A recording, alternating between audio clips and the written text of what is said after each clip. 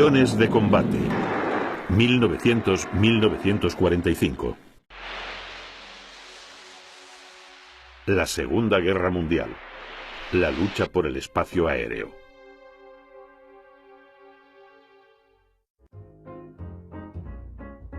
A un lado y otro del Atlántico no cesaban los estudios sobre motores a reacción. El inglés Frank Whitley presentó su primer modelo el 12 de abril de 1937, mientras que Hitler se encargó de promover y supervisar personalmente todos los proyectos que iban realizando los ingenieros nazis Hans von Oyein y Ernst Heinkel, que ultimaba los detalles de un motor a reacción en su modelo Heinkel 112.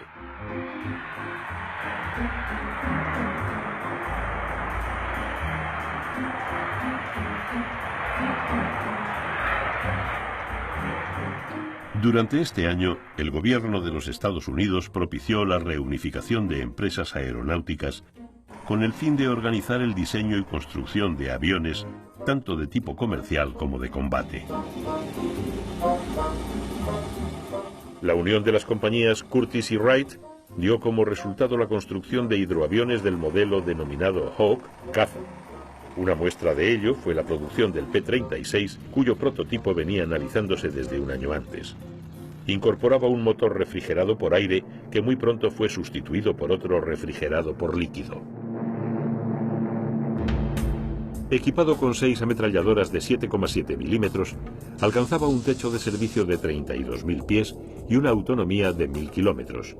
Su envergadura era de casi 12 metros y su velocidad de 270 nudos. Fue considerado un caza con grandes prestaciones, aunque cuando se inició la Segunda Guerra Mundial ya se encontraba obsoleto. Aún así llegó a operar en la zona del Pacífico durante un corto espacio de tiempo.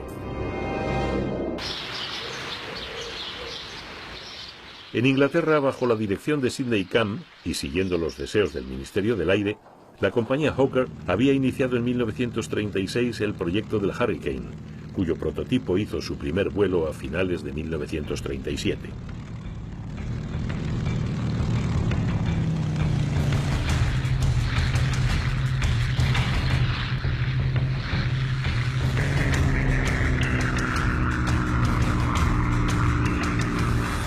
Fue el primer cazamonoplano de la Fuerza Aérea Inglesa. Con una envergadura de 12 metros y medio y una velocidad de 270 nudos, iba equipado con un motor Rolls Merlin de 12 cilindros y 1000 caballos de potencia, y en su última versión se le incorporó una hélice de 3 palas. Armado con 8 ametralladoras fijas de 7,7 milímetros de disparo frontal montadas en sus alas, en la primera fase de la batalla de Inglaterra llevó el peso de los ataques contra los Messerschmitt 110.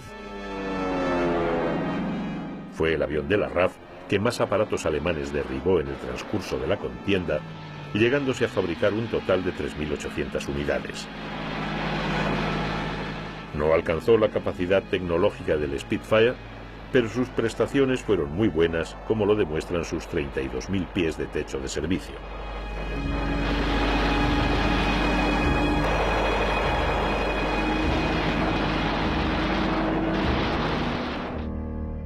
Durante la década de los años 30, los vuelos en dirigibles estaban considerados un signo de categoría social. Alemania y Estados Unidos eran los países más avanzados en esta forma de transporte.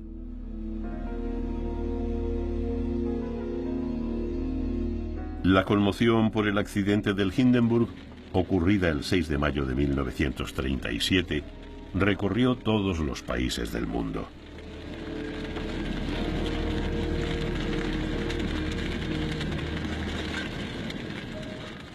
Hitler transmitió a la compañía Zeppelin su deseo de abandonar progresivamente el uso de estas enormes naves.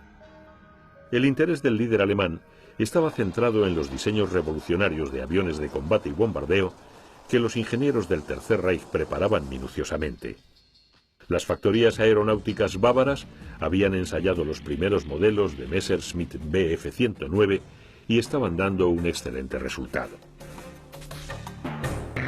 Consciente de sus buenas prestaciones y con fines propagandísticos, el gobierno nazi presentó el 109 en el Gran Festival de Zúrich, celebrado en el año 1937, donde monopolizó la atención de todo el mundo. Logró vencer en el circuito de los Alpes en 4 de las pruebas más significativas: velocidad, capacidad de ascenso y descenso, y en los vuelos en formación. Concretamente en la primera consiguió el récord superando los 325 nudos.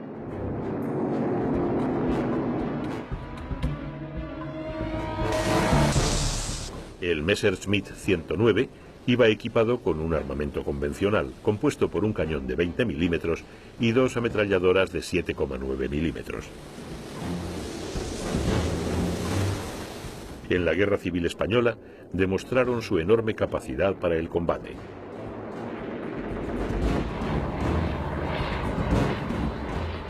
Cuando se inició la Segunda Guerra Mundial, la Luftwaffe disponía de más de 1000 unidades en servicio, llegando a superar a lo largo de la contienda la fabricación de las 35.000 unidades.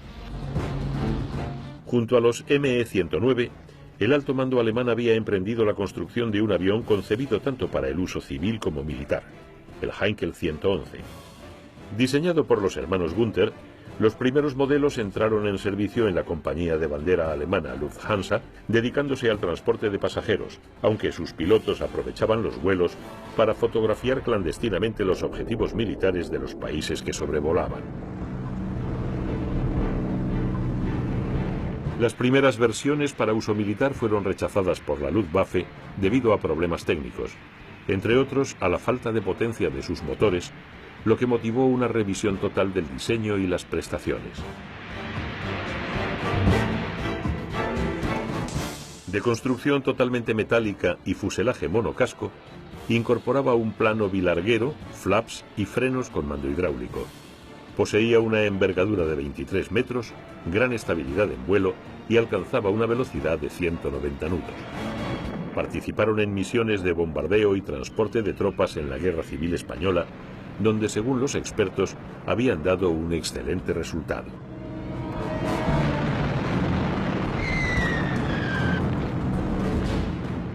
El Heinkel 111 estaba considerado un elegante bimotor y bajo el signo de la Cruz Gamada acompañó a la Luftwaffe desde el inicio de la Segunda Guerra Mundial, lanzando las primeras bombas sobre las bases navales polacas.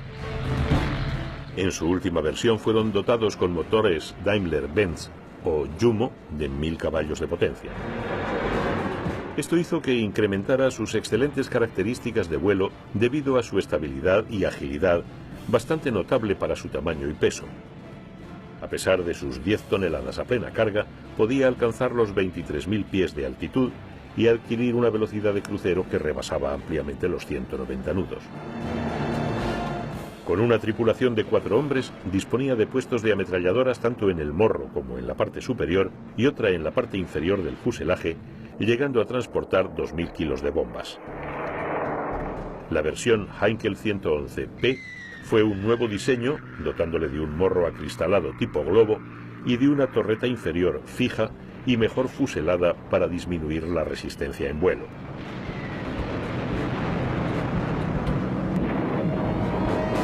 En Japón, la industria aeronáutica evolucionaba a la misma velocidad que en el mundo occidental.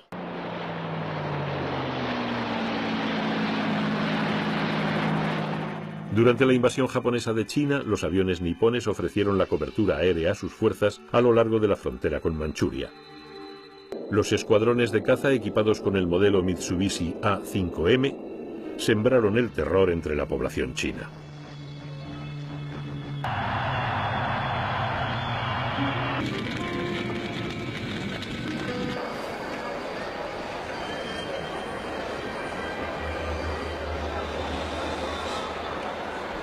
En Estados Unidos, las labores de transporte del correo habían sido relegadas a las líneas aéreas comerciales que normalmente utilizaban el Douglas DC-3, uno de los aviones que más tiempo estuvo en servicio. El Dakota, tal era el apelativo con el que era conocido el DC-3, cuyo prototipo había realizado el primer vuelo a mediados de diciembre de 1935, era de construcción muy parecida a su antecesor, el DC-2. Desde sus inicios fue considerada como una aeronave muy noble y manejable para el piloto, silencioso y confortable para el pasajero. Este bimotor Llevaba una planta de potencia que superaba los 1000 caballos, pudiendo alcanzar una velocidad de crucero que rondaba los 165 nudos, con un techo de más de 23.000 pies y una autonomía de unos 3.000 kilómetros.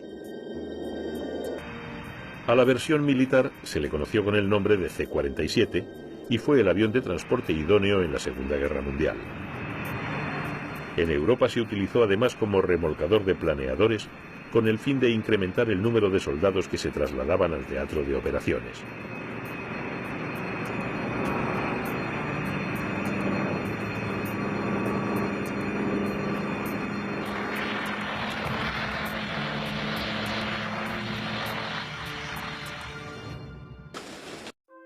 Acorde con el importante crecimiento del arma aérea, los estados mayores de los distintos países vieron la necesidad de formar los cuadros de mando de lo que sería el nuevo ejército del aire.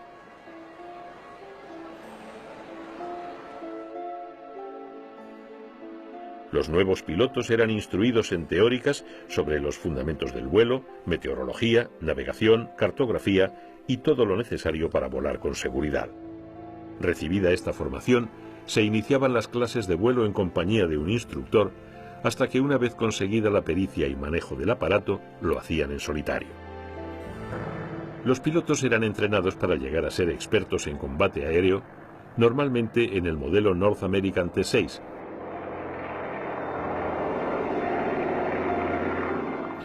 creado en 1937 en una fábrica de California, y por sus buenas cualidades fue adoptado rápidamente por las escuelas de vuelo. Propulsado por un potente motor de 600 caballos, con una envergadura de 13 metros, gozaba de una gran maniobrabilidad y llegaba a superar los 165 nudos de velocidad. Al margen de ser utilizado por las academias de pilotos, durante la Segunda Guerra Mundial realizó misiones de ataque contra objetivos terrestres. Su armamento lo formaban 2 ametralladoras de 7,7 milímetros y bombas ligeras o 12 cohetes. Este entrenador avanzado fue empleado por las fuerzas aéreas de más de 40 países y aún hoy el robusto, dócil y ágil avión todavía permanece en activo.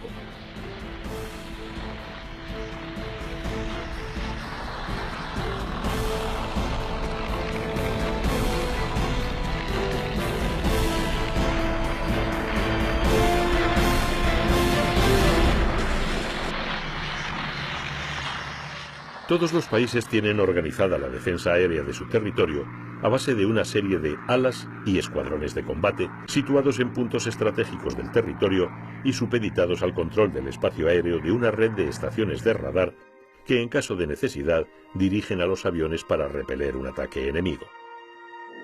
Al principio el radar no gozaba de capacidad suficiente para cubrir todo el espacio aéreo que era necesario vigilar, y los huecos por donde podían penetrar las incursiones enemigas se solapaban con una red de observadores en tierra, los cuales enviaban su información a los centros de coordinación. Estos, en base a los datos obtenidos, situaban la posición y progresión en el tiempo de los aviones atacantes, a la vez que dirigían a las escuadrillas de cazas contra el agresor. Este sistema, un poco rudimentario pero muy efectivo, fue empleado por el mando británico para hacer frente a los ataques alemanes contra la isla durante la batalla de Inglaterra. Los pilotos continuaban enfrentándose a nuevos desafíos. En el año 1937, el récord de distancia establecido por Lindbergh fue superado por un bombardero Martin B-12 del ejército americano, al que se le habían acoplado unos flotadores.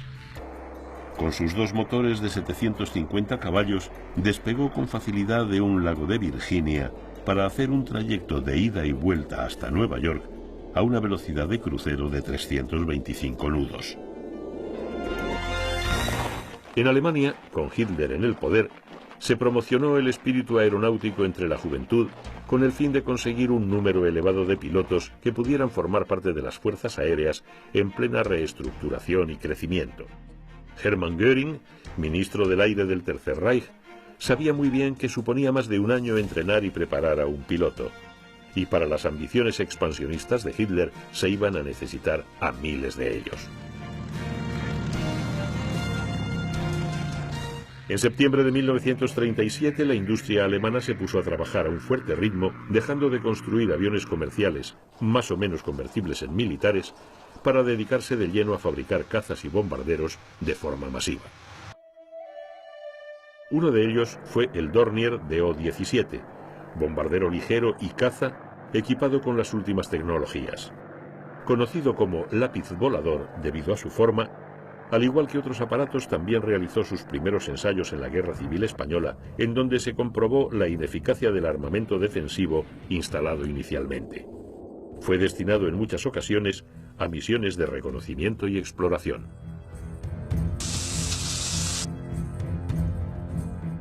Con una envergadura de 18 metros y una velocidad de 190 nudos, durante la batalla de Inglaterra fueron abatidos muchos de ellos por su escasa maniobrabilidad, aunque la Luftwaffe los consideraba como bombarderos de su máxima confianza. Con una autonomía de 1.300 kilómetros, incorporaba un armamento de 6 ametralladoras y podía transportar 1.000 kilos de bombas.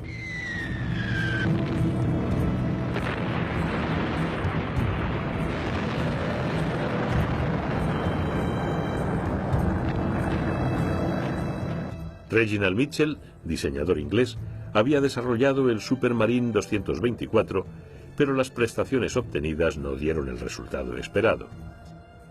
El prototipo de este aparato había volado por primera vez en marzo de 1936, al igual que su eterno rival, el alemán Bf-109.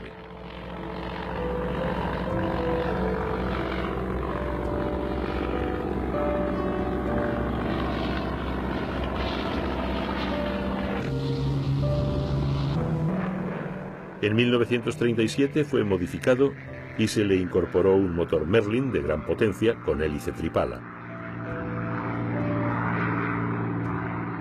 Se le modificó la cabina para una mejor visión, incorporándole cristales a prueba de bala, y se le acoplaron unas alas que le proporcionaban un diseño muy característico.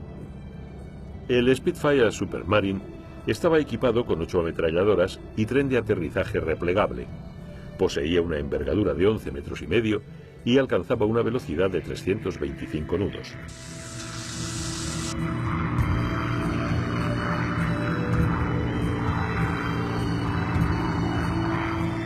En la batalla de Inglaterra fue destinado principalmente a misiones de interceptación y combate a gran altura.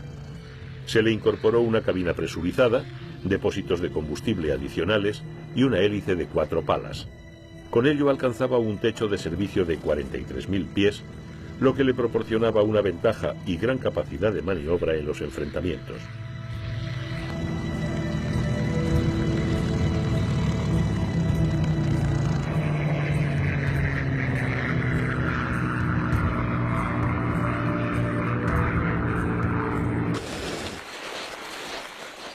La presión que los mandos del Tercer Reich ejercían sobre los ingenieros y fabricantes obligaban a estos últimos a presentar continuamente nuevos modelos. Uno de los más llamativos de este año fue el Füssler 156 Storch, cigüeña, un avión de reconocimiento que pasaría a la historia como uno de los más operativos de la Segunda Guerra Mundial. Al mismo tiempo hizo su aparición el Junker 88, proyectado por el ingeniero alemán Gassner, que había realizado su primer ensayo en 1935. De sus distintas versiones se llegaron a fabricar más de 14.000 unidades. Con una envergadura de 20 metros y una velocidad de 220 nudos, este bimotor bombardero ligero podía transportar más de 1.000 kilos de bombas. De fuerte estructura, iba impulsado por 2 motores Jumo de 1.200 caballos con inyección directa y depósitos adicionales en las alas. La versión de caza nocturno llevaba incorporado un radar que identificaba fácilmente a los utilizados por los aviones aliados. El modelo triplaza podía alcanzar velocidades de hasta 300 nudos. Aquellos que fueron destinados a unidades de reconocimiento efectuaron misiones principalmente en la batalla del Atlántico. En junio de 1939, el Heinkel 176, impulsado por un grupo de cohetes, realizaba el primer vuelo con propulsión a reacción de la historia. Ese mismo año, la compañía presentó el hidroavión torpedero bombardero HE-115C. Incorporaba una planta de potencia con 2 motores BMW de 1.000 caballos, con los que podía alcanzar una velocidad de 170 nudos.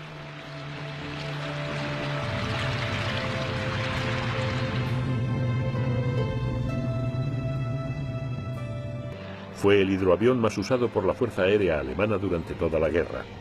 Participó en la Batalla de Inglaterra y en la zona del Mediterráneo en sus distintas versiones con el fin de adaptarlo a las más diversas misiones.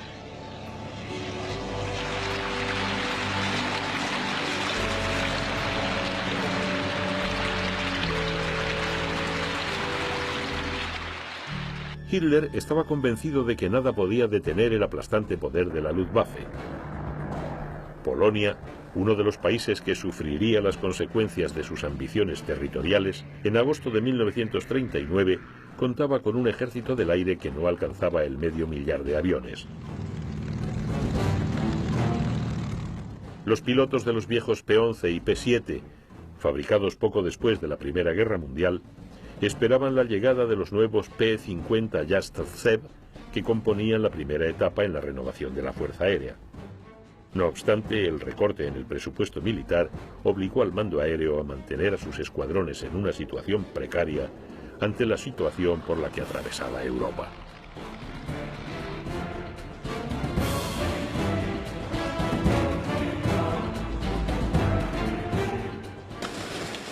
A mediados de los años 30, los viajes en avión alcanzaron un importante nivel de popularidad. En los Estados Unidos, las grandes empresas y el gobierno demandaron que las compañías establecieran vuelos a través de los océanos. Ello dio lugar a la fabricación de un modelo de hidroavión que se adaptaba perfectamente a itinerarios de largo alcance, el Boeing 314 Clipper. Con una envergadura de 46 metros, iba equipado con 4 motores Wright de 1.500 caballos cada uno y tenía una autonomía de 8.500 kilómetros. Su techo máximo de 20.000 pies y una velocidad de 170 nudos, con una capacidad de carga de 74 pasajeros y 10 tripulantes, era considerado un perfecto medio de transporte. Sus rutas se realizaban frecuentemente a través del Océano Pacífico y sus ocupantes podían disfrutar de las comodidades de un gran hotel de lujo. Llevaba incluido en algunos casos salón comedor y suite matrimonial. Durante la Segunda Guerra Mundial, fue destinado al transporte de personal y material bélico y en muchos casos sirvió como transporte personal del presidente Roosevelt.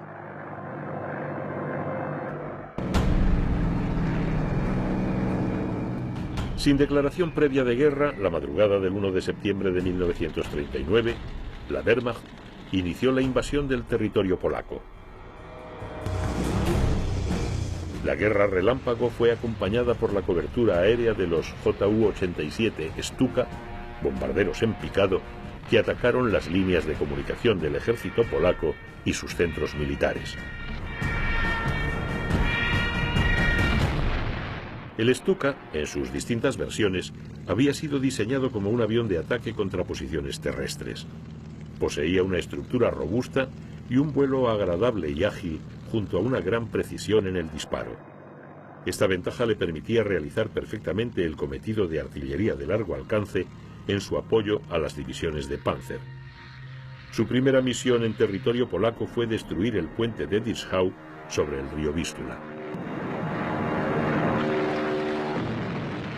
El modelo Ju-87B, al inicio de la guerra, estaba considerado como invencible. En sus ataques en picado llegaba a alcanzar velocidades de 270 nudos y el horripilante sonido de sus sirenas, conocidas como trompetas de Jericó, colocadas en los carenados, sembraban el terror entre la población polaca que huía despavorida buscando refugio. El Stuka tenía la capacidad de realizar picados muy pronunciados, de hasta 80 grados. La tripulación estaba compuesta por un piloto y un operador de armas. Se hicieron varias versiones del Ju-87 Stuka, todas ellas de construcción metálica, con su característico plano bilarguero en forma de alas de gaviota invertida, con tren de aterrizaje fijo y carenado para ofrecer una menor resistencia en vuelo. La diferencia básica entre las series A y B consistía en el carenado del tren de aterrizaje y la mayor potencia de sus motores Jumo, puesto que en los primeros modelos era de 650 caballos y en el segundo le doblaba la potencia. La serie B disponía de un fuselaje más estilizado, con una capacidad para cargar 1000 kilos de bombas. Tenía un inconveniente a la hora de enfrentarse con los cazas enemigos, al ser demasiado lento y poco maniobrero cuando llevaba a bordo todo su armamento para el combate. El día 3 de septiembre de 1939, 2 días después de la invasión de Polonia, Inglaterra y Francia declararon la guerra a Alemania. Había dado comienzo la Segunda Guerra Mundial, lo que obligó a todos los contendientes a efectuar un gran esfuerzo humano y tecnológico.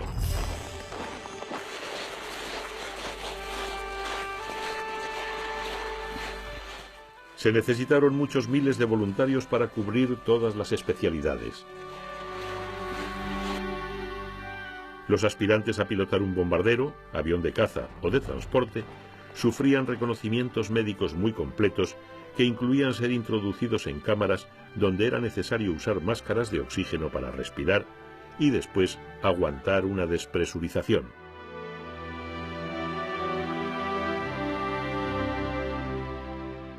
Cuando se iniciaron las hostilidades en Europa, los Estados Unidos no eran una gran potencia aeronáutica. En esas fechas, su fuerza aérea disponía de 800 aviones, mientras que Alemania contaba con cerca de 5.000. La industria aeronáutica americana ocupaba en su país, en orden de volumen e importancia, el puesto 44 entre todos los sectores. Pero viendo el cariz que tomaban los acontecimientos en Europa, los estadounidenses aprovecharon el tiempo antes de entrar en el conflicto mundial y cuando esto se produjo contaban con unos 4.000 aviones de combate, aunque lo más importante es que se habían trazado los planes necesarios para conseguir una rápida expansión de la industria aeronáutica que llegó a ocupar el primer puesto nacional en 1944.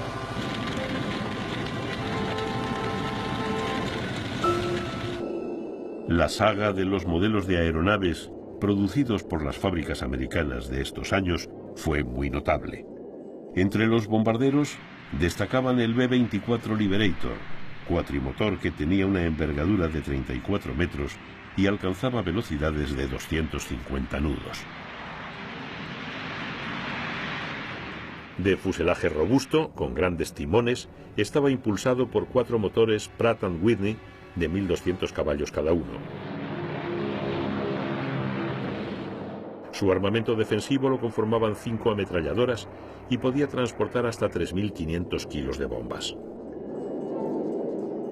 Las primeras versiones iban equipadas con piloto automático y a las posteriores se les acopló el radar. En los distintos modelos que se fabricaron se fueron mejorando sus prestaciones en armamento, autonomía y carga.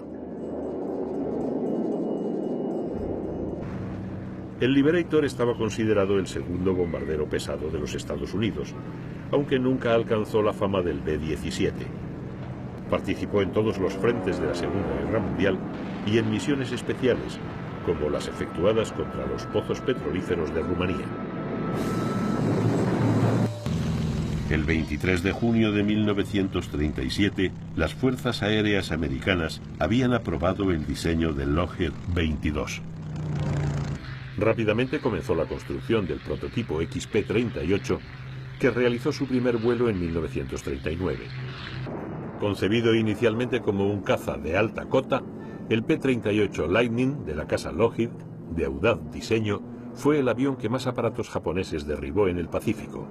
Entre ellos, al que transportaba al almirante japonés Yamamoto, que fue un factor decisivo a favor de los aliados en la guerra. El hecho ocurrió el 18 de abril del año 1943, cuando 2 bombarderos Mitsubishi despegaron de Rabaul, en el Pacífico Sur, con rumbo a las Islas Salomón, y fueron interceptados por una formación de P-38 que había despegado de Guadalcanal. El Diablo de doble cola, tal como era conocido por los soldados alemanes, justificaba este nombre por su doble fuselaje, cosa nada corriente, como tampoco lo era que su tren de aterrizaje fuera triciclo, circunstancia anormal en esos tiempos, aunque hoy lo veamos como muy natural. Con una envergadura de 16 metros, la planta de potencia del P-38 Lightning era de 2 motores Allison turbocompresores de 1.500 caballos cada uno, que le proporcionaban una velocidad máxima de 350 nudos, un techo de 32.000 pies y una autonomía de solo 800 kilómetros, cuando no llevaba incorporados los depósitos suplementarios de combustible. Su armamento normal era un cañón de 20 milímetros y 4 ametralladoras. Se llegaron a construir más de 10.000 unidades que actuaron con éxito en todos los teatros de operaciones, aunque no destacaron abiertamente en los combates caza contra caza, pero sí lo hicieron en las misiones como cazas de escolta o de asalto.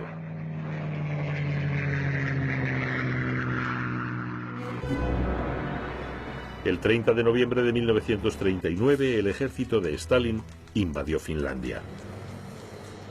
La Fuerza Aérea Finlandesa resultó ser un enemigo formidable con sus aviones Junkers 34 y Bristol Bulldog. El 10 de mayo de 1940 dio comienzo la invasión alemana de la Europa occidental y los enfrentamientos en el aire de los cazas británicos, franceses y alemanes fueron continuos.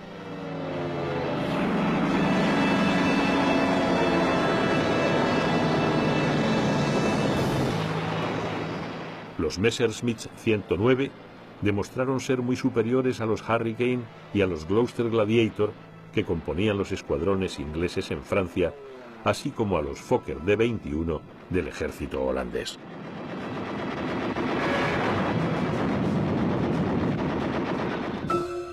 Cuando aún se combatía en Francia, Göring tomó la decisión de iniciar los ataques sobre los puertos de la costa inglesa. El 28 de mayo de 1940 comenzaron los primeros enfrentamientos de los Dornier 17 alemanes y los Spitfire de la RAF sobre el Canal de la Mancha y el sur de Gran Bretaña.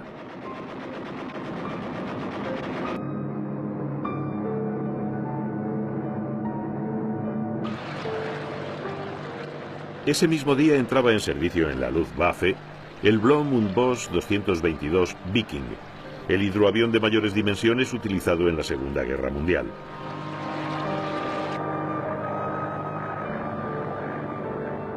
Diseñado en principio para uso civil, posteriormente fue modificado para actuar en combate, incorporándole 5 ametralladoras y un cañón.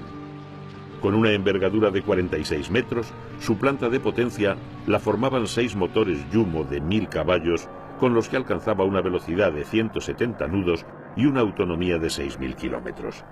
En algunas versiones superó los 23.000 pies de techo de servicio.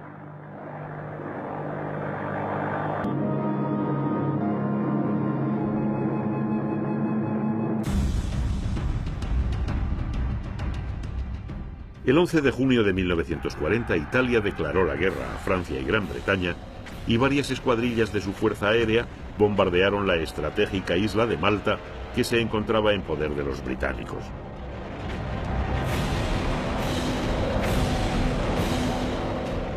Al ser conscientes de su posición en el Mediterráneo, la RAF mantenía en ella algunas unidades de biplanos Gloucester Gladiator, ya que la mayoría de sus aviones se encontraban participando en la batalla de Inglaterra.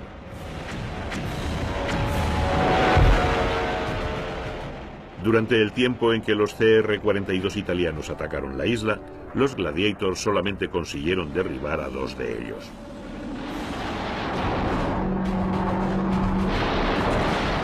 El 10 de julio, los Stukas centraron sus ataques en los puertos y centros militares de Dover y Plymouth, Inglaterra.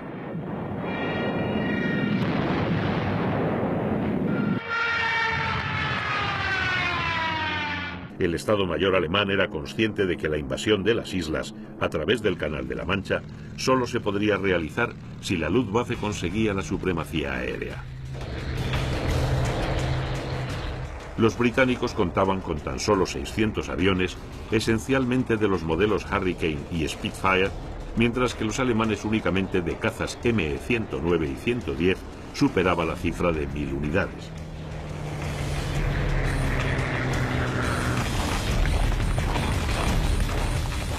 La batalla de Francia había supuesto la aniquilación de una gran parte de los aviones de combate ingleses y tras la ocupación de este país por las tropas nazis, Churchill era consciente de que la mirada de Hitler se dirigía hacia Inglaterra.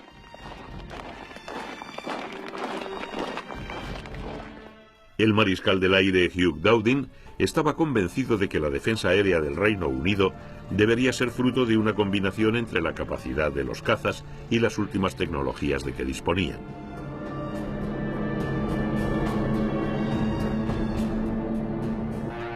La superioridad de la Luftwaffe era abrumadora, pero los británicos contaban con la ventaja de operar sobre su propio territorio, lo que les proporcionaba la posibilidad de cubrir cualquier necesidad en un breve espacio de tiempo.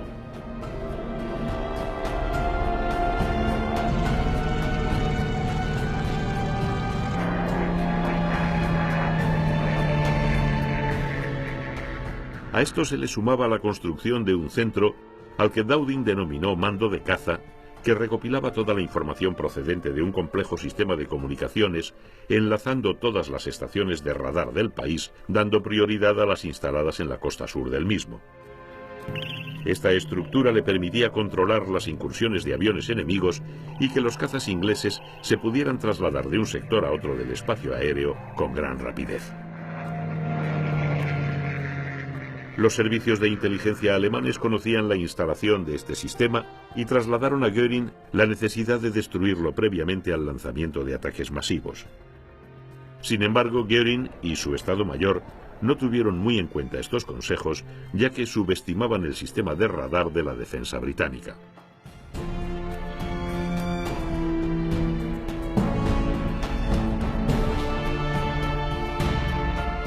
No obstante, el día 12 de agosto los aviones de la Luftwaffe devastaron la estación de radar de la isla de White y sucesivamente fueron atacando el resto de las enclavadas en la costa sur de Gran Bretaña.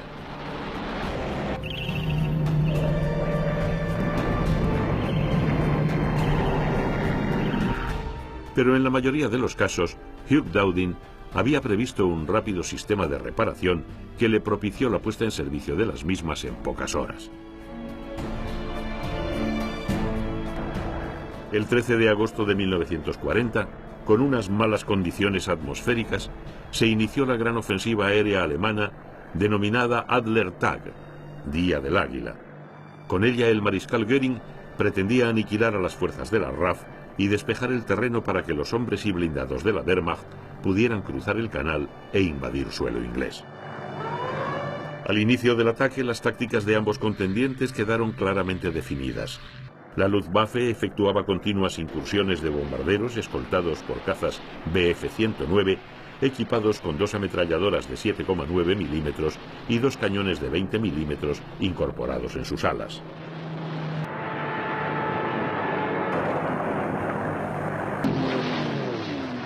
La RAF, por su parte, respondía con los Spitfire y los Hurricanes, que iban armados con 8 ametralladoras capaces de disparar 8.000 proyectiles por minuto.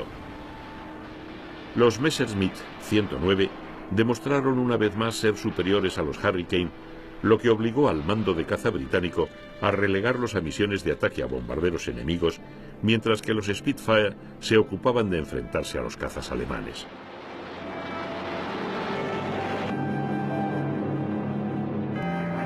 Sin embargo, los ME-109 evidenciaron muy pronto una de sus grandes deficiencias, su corto radio de acción, lo que reducía su capacidad para escoltar eficazmente a los bombarderos.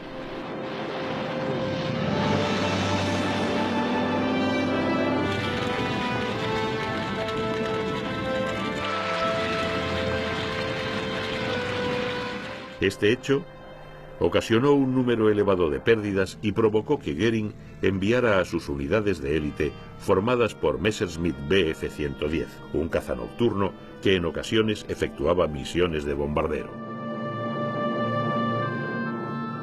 Con una envergadura de 16 metros y una velocidad de 300 nudos, el 110 había acreditado su superioridad en la invasión de Polonia y Noruega, pero ante los Spitfire y los Hurricanes expuso sus grandes debilidades, poca aceleración y amplio radio de giro.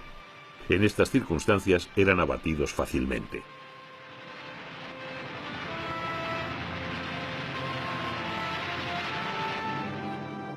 El alto mando de la Luftwaffe, sorprendido por las dificultades y las elevadas pérdidas que se venían produciendo en los combates diurnos, ordenó el inicio de las operaciones nocturnas. El cambio de táctica supuso un fracaso mayor, ya que la RAF había equipado, aparte de sus aviones, con radar, y estos podían interceptar a los aparatos alemanes sin ninguna dificultad. Los nuevos Bristol Beaufighter, ágiles y provistos de eficiente armamento, detectaban a distancia a los aviones alemanes y los derribaban.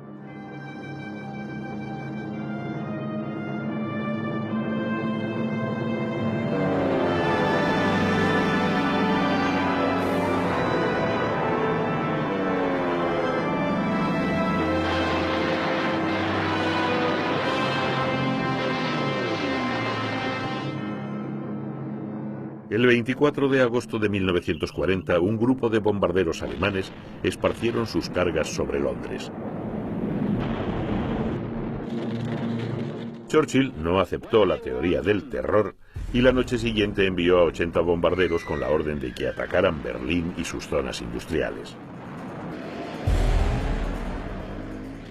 Hitler, herido en su orgullo, ordenó a Göring que dejara de bombardear los aeródromos ingleses y se concentrara en las grandes ciudades con el fin de hundir la moral de los británicos.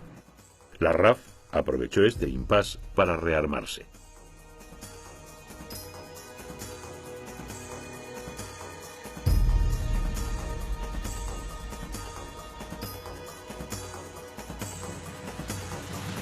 En septiembre, los aviones de la Luftwaffe intensificaron los ataques diurnos de los cazas y los nocturnos con grandes oleadas de bombarderos.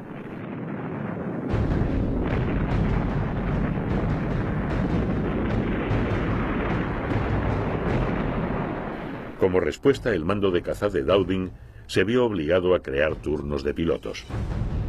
Estos tuvieron la desagradable sorpresa de enfrentarse a un nuevo modelo de caza alemán, el Focke-Wulf 190. Su capacidad de ascenso y su velocidad le hacía muy superior al resto de los aviones que participaban en la batalla de Inglaterra. Diseñado por el Dr. Kurt con el fin de sustituir al Messerschmitt 109, estaba fabricado con un fuselaje tan robusto que en algunos casos las balas del enemigo no podían derribarle.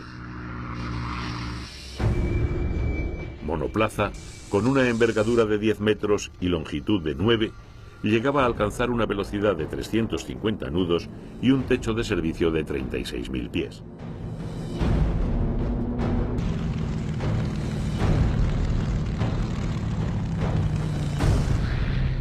Equipado con 4 cañones y 2 ametralladoras, su gran maniobrabilidad y visibilidad de la cabina, así como sus medidas relativamente pequeñas, le convertían en un caza mortífero.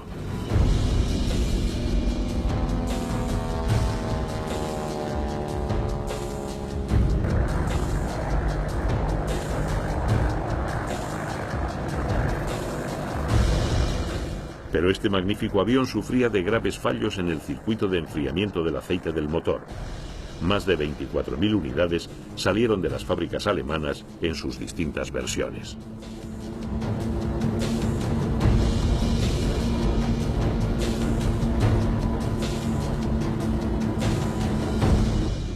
El bombardeo de las grandes ciudades inglesas había destruido más de 3 millones de hogares y ocasionado la muerte de 35.000 personas. El 14 de noviembre de 1940, Coventry fue arrasada. Sin embargo, el terror que tan incansablemente trataban de imponer los nazis no consiguió sus objetivos y los ciudadanos ingleses, cada vez más, reforzaban su deseo de resistir. La ofensiva aérea alemana sobre Gran Bretaña había fracasado y Hitler se vio obligado a postergar sus planes de invasión de las islas indefinidamente. Churchill hizo patente el agradecimiento del pueblo a sus fuerzas aéreas con las palabras: Never in the field of human conflict was so much owed by so many to so few. Nunca en el campo de los conflictos humanos tantos han debido tanto a tan pocos. Entretanto, habían conseguido llegar a la isla de Malta los primeros Hurricane, que neutralizaron los sucesivos ataques de los aviones italianos CR-42 y Macchi C-200, estos últimos diseñados por Mario Castoldi, proyectista de hidroaviones, ganador del trofeo Schneider en 1926. La Regia Aeronautica contaba con 150 de ellos en servicio.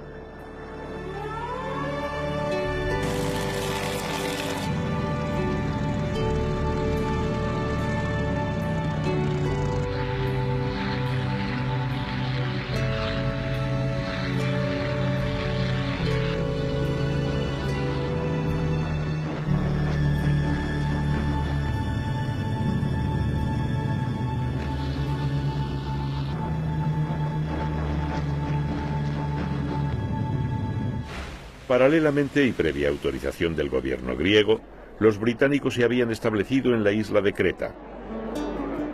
Su aeropuerto de Maleme se vio rápidamente lleno de unidades de aviones Fulmar, Gloster Gladiator y Brewster Buffalo.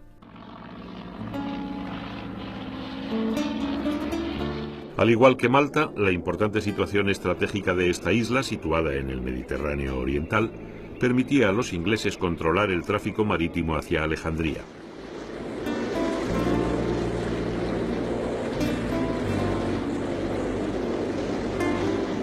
En Alemania, el gobierno nazi incitaba a los fabricantes e ingenieros aeronáuticos a que no cesaran en sus investigaciones sobre nuevos modelos.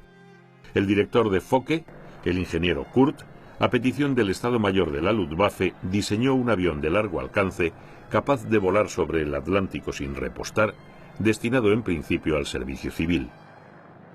Kurt construyó el Focke-Wulf 200 Cóndor, impulsado por 4 motores, que alcanzaba un techo de 19.000 pies.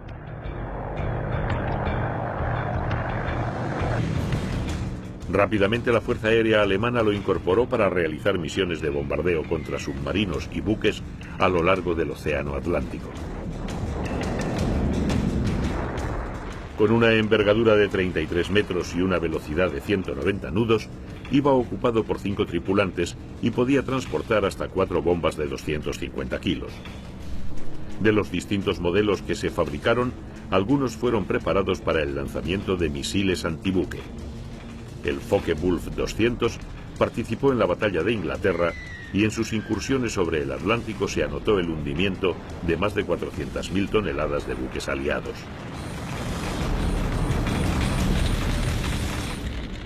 Pero el orgullo nazi había quedado herido tras la batalla de Inglaterra y Hitler pidió a gritos un nuevo avión más potente y más rápido, dirigiendo su mirada hacia las posibilidades de la reacción a chorro. La pasión de Ernst Heinkel por los aviones de altas prestaciones hizo posible la fabricación del primer bimotor a reacción del mundo, el caza Heinkel 280. De fácil mantenimiento, compuesto de piezas intercambiables, contaba con una aerodinámica refinada y de fuerte fuselaje, pero tenía el inconveniente de que su radio de acción era muy corto. Con una envergadura de 12 metros, llegó a superar los 350 nudos de velocidad en su primer vuelo el 2 de abril de 1941.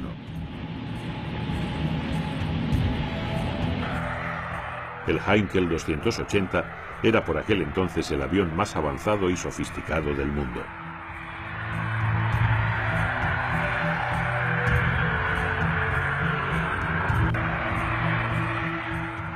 Paralelamente, el británico Frank Whitley trabajaba frenéticamente en el primero de sus 2 prototipos Gloster E-2839. Un avión de construcción simple que sirvió como prototipo para el desarrollo de las teorías de los aliados sobre la propulsión a reacción. El Gloster realizó su primer vuelo también en la primavera de 1941 como muestra del avión a reacción aliado, siendo muy inferior en todas sus prestaciones al Heinkel 280.